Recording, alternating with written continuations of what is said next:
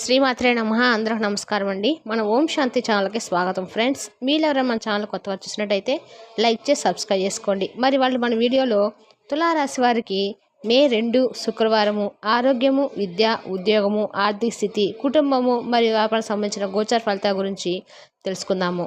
తులారాశిలో జన్మించే వారికి జ్యోతిషాస్త్రంలో గ్రహాల ప్రభావం ఏ విధంగా ఉంటుంది?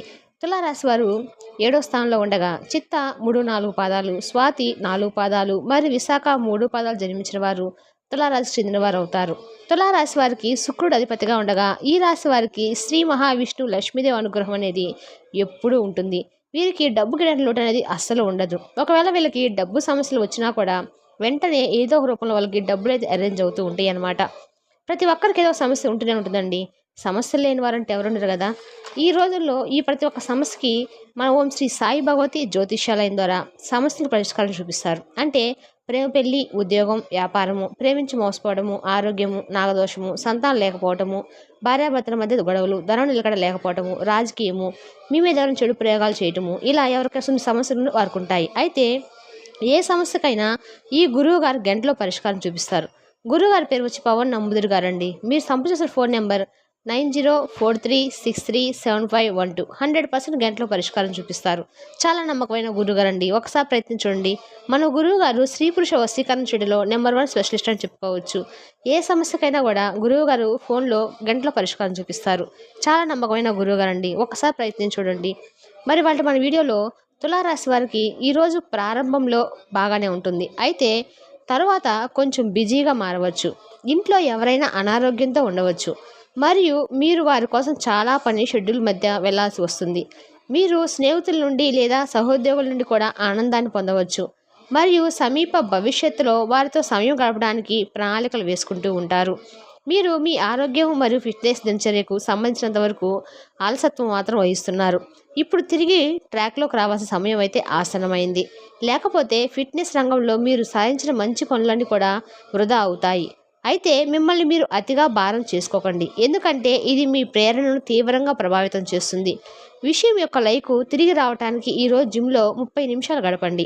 ఈరోజు మీ ప్రేమ భాగస్వామితో గడపడానికి ఇది అనువైన సమయం. ఎందుకంటే ఆ వైపు నుండి మీకు ప్రేమ, ఆప్యాయత మరియు శ్రద్ధ లభిస్తుంది. హావభావాలన్నీ ఉద్దేశించిన స్ఫూర్తితో తీసుకోండి మరియు వాటిని విమర్శించకుండా ఆనందించండి. మీ భాగస్వామి ముఖ్యంగా ప్రేమలో ఉన్నప్పుడు మొండిగా ఉండటము లేదా పాతగాయాలు తవ్వడం మానుకోండి. మీరు సన్నిహితమైన ప్రేమ సంజ్ఞతో కూడా ప్రతిస్పందించవచ్చు. మీరు మీ సహచరులతో అత్యుములతో భాగస్వాములు సాధించడానికి చాలా కష్టపడుతున్నారు మరియు ఈరోజు మీ వేట సంతృప్తికరంగా ముగుస్తుంది. ఈ భాగస్వామ్యం ఫలితంగా వచ్చే బహుమతి మొత్తానికి మీరు లబ్ధిదారుడు కూడా కావచ్చు. వారికి గొప్ప మద్దతుగా ఉన్నందుకు ఒక సన్నిహిత సహోద్యోగి మిమ్మల్ని ప్రత్యేక కృతజ్ఞతా పదాలతో సత్కరించవస్తున్నారు.